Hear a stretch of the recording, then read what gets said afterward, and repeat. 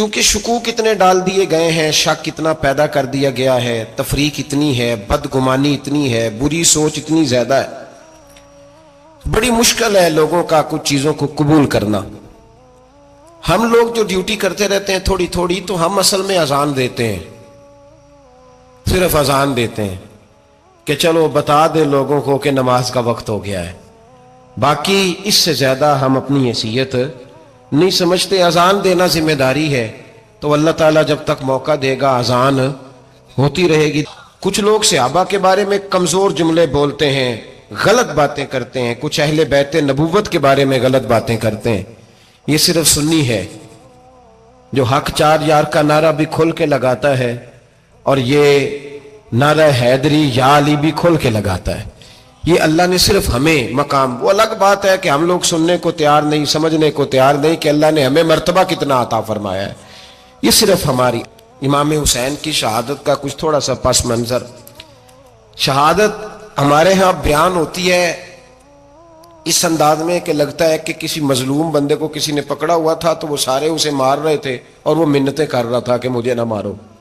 اتنی ہائے ہائے کی جاتی ہے کہ محسوس ہوتا ہے کہ امام علی مقام بڑے پریشان تھے کہ کسی طریقے سے، اور ان کا خاندان بڑا تکلیف میں تھا کہ جلدی کہیں کربلا سے نکل جائیں۔ حالانکہ اس دھرتی پہ، اس کائنات پہ صبر، شجاعت، استقامت اور حوصلہ جس سے کائنات سیکھے گی وہ صرف امام حسین ہی ہے۔ اتنے بڑے صابر آدمی کے بارے میں اس طرح کا رویہ اختیار کرنا کہ وہ تو گویا اس طرح کر رہے تھے کہ بس کسی طریقے سے میری تو یہ امام حسین کی مظلومیت سنا کے لوگوں کو اس طرح کا کر دیا جاتا ہے، یہ انداز بتایا جاتا ہے کہ شاید واقعہ کربلا رونے دھونے کا نام ہے، حالانکہ بات یہ نہیں ہے۔ یزید کی لشکر جو امام حسین کے مقابلے میں آیا، امام حسین کے لشکر کی تعداد 72 تھی، تو یزید نے 22,000 آدمی، مجھے بتائیے 72 کا 22,000 سے کوئی مقابلہ ہوتا ہے؟ بولیے۔ عمر بن سعد نے پھر عبید اللہ ابن زیاد کو لکھا کہ 22 اس کا مزاج تھا۔ یہ چلاک لوگ زندگی میں ہمیشہ دھوکہ کھاتے ہیں، چلاکیاں انسان کو گراتی ہیں اور اتنا منہ چھیل جاتا ہے کہ منہ پہچانا ہی نہیں جاتا۔ بندہ اپنے آپ کو رب رسول کے حوالے کر دے تو اللہ بڑی بہترین جزائیں عطا کرتا ہے۔ یہ لوگ تیزی دکھاتے ہیں بعض، تو یزید بھی تیزی دکھانے والا تھا۔ اس نے خیر کرے جڑا نماز پڑھائے ہو مولوی، تو جڑا ٹل پائے ہو پیر، جڑا مہینہ نہ نہائے چھوٹا پیر، تو جڑا 6 مہینے نہ نہائے ہو بڑا پیر۔ کہتے بابا پہنچے ہیں، کڑے چھڑے جو پہن لیے۔ بھئی امام حسین تو نمازیں پڑھاتے تھے، مولا علی تو نمازیں پڑھاتے تھے، مسجد کے خطیب تھے، اب اس کو تو مولوی کہہ دیا جاتا ہے بیچارے کو۔ تو ملنگ کون ہوتا ہے جی؟ کہتے جڑا کپڑے کٹ پائے۔ کیا تماشا ہے، قوم جدھر دل کرتا ہے نکل جاتی ہے۔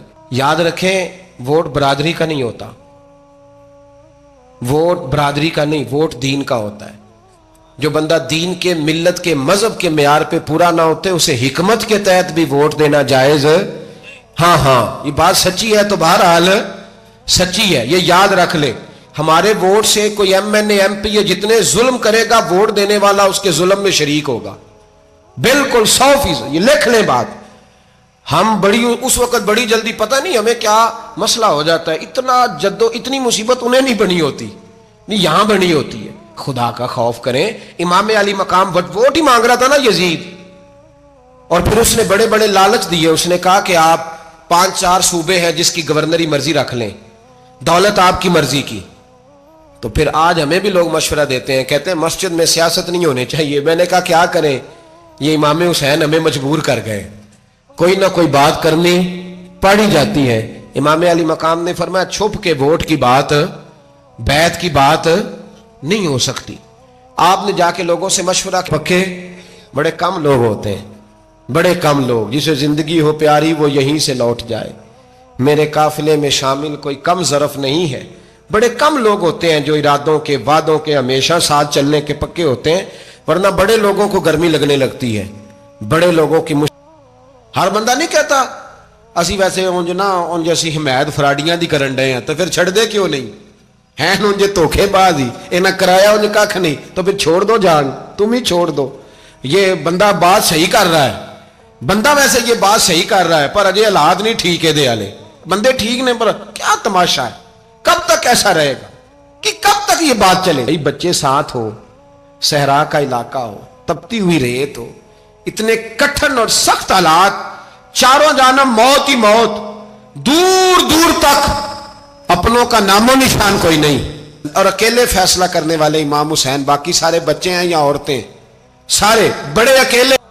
19 لوگوں کو ایک بار میں حضرت ایسے ہی تماشا بنا دیا ہے. مظلوم تھے وہ تو رو رہے تھے, ہر مقرر یہ کہہ رہا ہے کہ وہ تو بار بار کہہ ابا پانی مل جائے, پانی آ جائے, ترس گئے. خدا کا خوف کرو, یہ دلیر لوگ تھے, ان کی باتیں آج بھی پڑھ کے دلیری پیدا ہوتی ہے, دلیری پیدا ہوتی ہے, دلیری.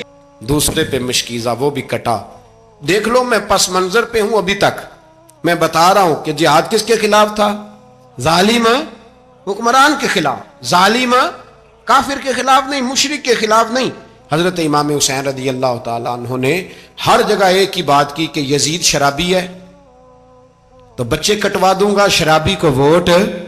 یہ ایک نہیں, ہر کتاب میں یہی لکھا, ہر کتاب میں, اور ہر مسلک کی کتاب. یزید چونکہ مجرے دیکھتا ہے, رنڈیوں کا ناچ دیکھتا ہے, بچے کٹوا دوں گا, اس کے ہاتھ میں ہاتھ.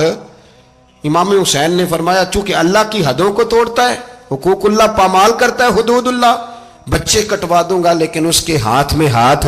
سارا دن خود مجرا دیکھنا اور 10 محرم کو 2 دیگیں بکا کے حسینی بن جانا, سارا سال خود گند مند کرنا, شرابیوں کے ساتھ رہنا, اور 10 محرم کو 2 آنسو بہا کے یاد رکھنا.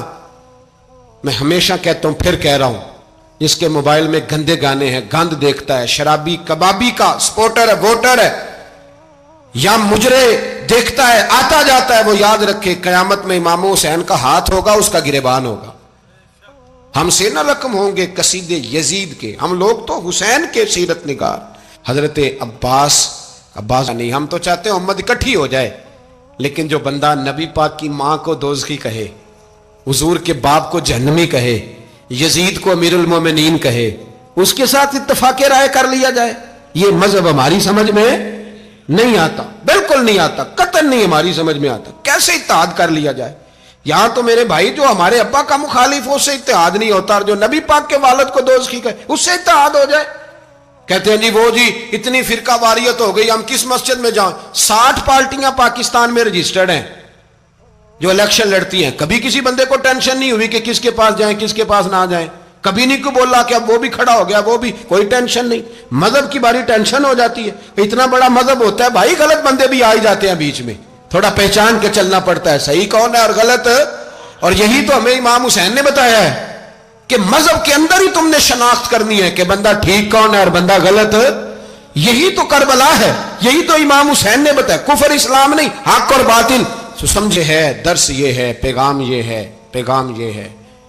یاد رکھو موت تیزی سے آ رہی ہے, ہمارے ساتھ والے دائیں بائیں والے سب چلے گئے, اسی طرح نمبر لگے گا, ایک دن اعلان ہوگا.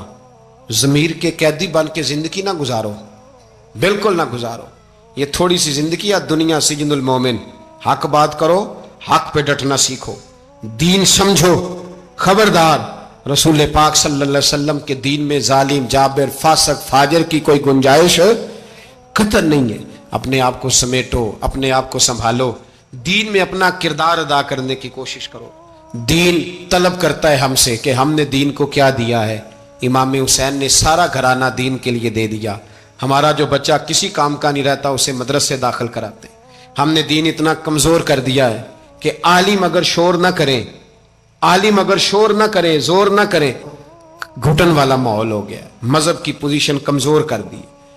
اب جہاں تک اس بات کا تعلق ہے جی فرقے ہو گئے, تو میرے بھائی یہ کوئی اتنی خطرناک بات ہے, یہ کوئی اتنا مشکل معاملہ نہیں ہے. یہ تو امام حسین نے بتا دیا تھا کہ یزید کے طور پر ایک غلط فرقہ کھڑا ہو گیا ہے, لہذا اس کا مقابلہ کرنا ہے.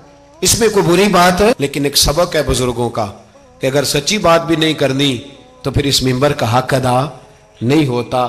جو سچ بولے وہ حسینی ہے, جو ظالم کے سامنے کھڑا ہو جائے وہ حسینی ہے. جو مصلحت کوش ہو, جو کہے ٹائم نہیں, گراؤنڈ ریالٹی نہیں, حالات نہیں, طبیعت نہیں, موقع نہیں, تو ابھی امام حسین کے پیغام کو نہیں سمجھا. میں بہت سارے بزرگوں کا نام اس لیے نہیں لیتا کہ لوگ ایسے نہ کہیں کہ کسی کا نام کیش کرایا جا رہا ہے, لیکن میں نے سارے مناقب پڑھے ہیں.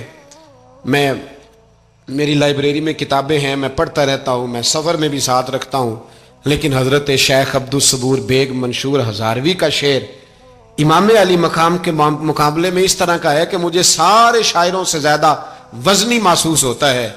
انہوں نے کہا تھا اس شاہ مشرقین کی، اس نور عین کی مطلوب ہے جہاں کو قیادت حسین کی۔ دیکھیے ذرا حسن، اور ہر سو یزیدیوں کا زمانے میں زور ہے، ایک دو جگہ پہ نہیں، ہر سو یزیدیوں کا زمانے میں زور ہے۔ منشور آج پھر ہے ضرورت حسین کی، آج پھر ہے ضرورت ہے، آج لوگ حسینی بنے امام حسین کے نقش قدم پر۔ وہ کہتے ہیں زور ہو گیا یزیدیوں کا، یہ ہمارے بزرگ ہمیں بتا گئے۔ مسجد کی طرف توجہ کرو، اپنے بچوں کی نگہبانی کرو۔ دنیا کی زندگی اتنی مختصر ہے کہ ایک خواب لگے گا جب ہم جائیں گے دنیا، ایک خواب لگے گا، خواب تھا جو کچھ کے دیکھا، جو سنا افسانہ تھا۔ اہل بیت نبوت کا اسوہ عبادت ہے، ریاضت ہے، پردہ ہے، پرہیزگاری ہے، اس پر توجہ کریں۔ جن کی بچیاں سر نہیں ڈھانپتی وہ 10 محرم کو بے شک دیگ نہ پکایا کریں۔ جو لوگ قرآن شریف پڑھنے کے عادی نہیں وہ بے شک امام علی مقام کا ذکر نہ کریں، اس لیے کہ امام حسین نے سر سجدے میں کٹایا ہے اور تلاوت نیزے کی نوک پہ بھی جاری رکھی ہے۔ دین کے ساتھ اپنے آپ کو جوڑو، دیندار بنو، رسول اللہ کی غلامی اختیار کرو۔ عزیز دوستو، آپ اکثر علماء سے، خطباء سے، واعظین سے نبی کریم صلی اللہ تعالی علیہ وسلم کی تشریف آوری سے قبل کے جو حالات ہیں وہ سنتے رہتے ہیں۔ بچیاں زندہ درگور ہوتی تھیں، عورتوں پہ ظلم ہوتا تھا۔ بیٹا میری طرف دیکھو، اللہ آپ کو سلامت رکھے۔ پہلے عرض کیا ہے بہت زیادہ آداب ہیں، آپ تو اچھے لوگ ہیں، آپ توجہ رکھیں بات۔ بچیاں زندہ درگور ہوتی ہیں، خواتین پر ظلم ہوتا ہے، انسانوں کی منڈیاں لگتی ہیں، لوگ بکتے ہیں۔ پھر سب سے بڑا مسئلہ ان کے عقائد کے بگاڑ کا تھا۔ وہ بتوں کی پوجا کرتے، مختلف قسم کی اوہام پرستیوں کا شکار رہتے، سارے کپڑے اتار کے بیت اللہ شریف کا طواف کرتے، قربانیاں کرتے تو پھر ان کا خون بیت اللہ شریف کی دیواروں سے ملتے۔ بے پناہ خرابیاں، کوتاہیاں اور کمزوریاں عرب کے معاشرے میں پائی جاتی تھی، اور ہر آزمائش، ہر پریشانی، ہر دکھ اس قابل تھا کہ اس کا فوری مداوع کیا جائے۔ اب اگر عورتیں ظلم سہ رہی ہیں تو وہ تو سسک رہی ہیں، جلدی سے ہمارے حقوق ادا کیے جائیں۔ اگر غلاموں پہ ظلم ہے تو غلام تڑپ رہے ہیں کہ ہمیں اس غلامی سے نجات دلائی جائے۔ پھر عقائد کا بگاڑ ویسے ہی انسان کو بہت ساری آزمائشوں میں ڈال دیتا ہے۔ تو اتنے کٹھن حالات تھے اور ہر عنوان ہی اس قابل تھا کہ اس پر توجہ دی جائے، لیکن صدیوں کے بعد آسمان کا جو زمین سے پہلا رابطہ ہوا اور غار حرا میں جو پہلی وحی نازل ہوئی، آپ بظاہر دیکھیں تو ان سارے موضوعات پر کسی پر بھی وہ کلام نہیں کرتی۔ نہ اس میں بظاہر عقیدہ توحید کی بات ہے، نہ عورتوں کے حقوق کی بات ہے، نہ بظاہر اس میں غلاموں کی داد رسی کی بات ہے۔ پھر سمجھیے آپ، صدیوں سے لوگ آزمائش اور پریشانی میں ہیں، لیکن جو پہلی وحی آتی ہے نا، اس میں ان میں سے کوئی بات ڈسکس نہیں ہوتی، بلکہ فرمایا اقرا، پڑھو، اقرا بسم ربک الذی خلق، پڑھو اپنے رب کا نام لے کر جس نے پیدا کیا ہے، پڑھو۔ یعنی خرابیاں کتنی زیادہ ہیں، عقائد کا مسئلہ ہے، معمولات کا مسئلہ ہے، ظلم و زیادتی کا مسئلہ ہے، صداقتیں بے حجاب کر دے، حقیقتیں آشکار کر دے، ہر ایک ذرہ یہ کہہ رہا ہے اور مجھے آفتاب کر دے۔ بڑے سنگین مسائل تھے، ہر مسئلہ ضروری تھا، لیکن صدیوں کے بعد جو پہلا رابطہ ہوتا ہے تو اس میں پہلا حکم یہ ہوتا ہے، پہلی نصیحت یہ ہوتی ہے، اقرا، پڑھو۔ اس کا ایک ہی مطلب سمجھ میں آتا ہے کہ پڑھو گے تو عقیدے بھی ٹھیک ہو جائیں گے،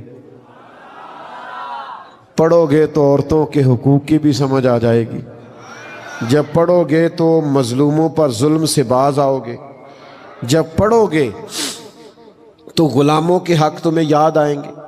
تمام مسائل کا ایک ہی حل بتایا، پڑھو، تعلیم حاصل کرو، لیکن تعلیم وہ والی حاصل کرنا جو تمہارے رب کے نام سے شروع ہوتی ہے۔ قرآن و سنت کی تعلیم پڑھو، سنت و حدیث کو پڑھو، تاکہ تمہارے سارے معاملات درست ہو جائیں۔ بعض اوقات نا کسی کمرے میں اندھیرا ہو نا، اس میں بہت سارے موذی جانور جمع ہو جاتے ہیں، کھٹمل بھی آ گیا، بچھو، سانپ بھی آ گیا، اس کے اندر چھپکلیاں بھی آ گئیں، اس میں بہت سارے موذی جانور جمع ہو گئے۔ اب آپ اس اندھیرے والے کمرے میں وہ جانور مارنا چاہیں گے تو وہ مریں گے نہیں، ہو سکتا ہے الٹا نقصان دے۔ آپ چھپکلی کو مارنے لگے تو سانپ ڈس لے، آپ بچھو کے قریب جانا چاہیں تو کوئی اور موذی جانور آپ کو کاٹ لے۔ بہت سارے جانوروں کو اندھیرے میں مارنا مشکل ہوتا ہے، اس کا ایک ہی حل ہے، آپ کمرے میں لائٹ جلا دیں، کمرے میں روشنی کر دیں، آپ روشنی کر دیں، شاید آپ کو جانور مارنے نہ پڑے، ویسے ہی بھاگ جائیں گے۔ یہ دنیا میں جتنے بھی اندھیرے ہیں نا، ان سب کا ایک ہی حل ہے کہ آپ علم کی روشنی کر دیں، آپ روشنی پھیلا دیں۔ یہ جب علم آ گیا نا، علم، کتاب و سنت کا علم جب آ گیا تو اخلاق سنورنے لگتے، کردار بدلنے لگتے، تربیت ہونے لگتی ہے۔ آپ نے کبھی زندگی میں تجربہ کیا ہوگا کہ آپ نے دین کا کوئی مسئلہ سنا ہوا ہونا، کبھی جمعے میں کسی محفل میں یا کسی عالم کی صحبت میں کبھی کوئی مسئلہ سنا ہوا تھا، وہ بات آپ نے سنی تھی، آپ کو یاد تھی، وہ جس چیز کے بابت آپ نے وہ مسئلہ سنا ہوا ہوگا نا، جب وہ کام آپ کے سامنے آئے گا تو ایک دفعہ وہ چیز یاد ضرور آئے گی کہ یار میں نے اس کے بارے میں یہ سنا تھا۔ آپ عمل کریں نہ کریں، لیکن ایک دفعہ اگر آپ کے ذہن میں ہو تو بات یاد آتی ہے۔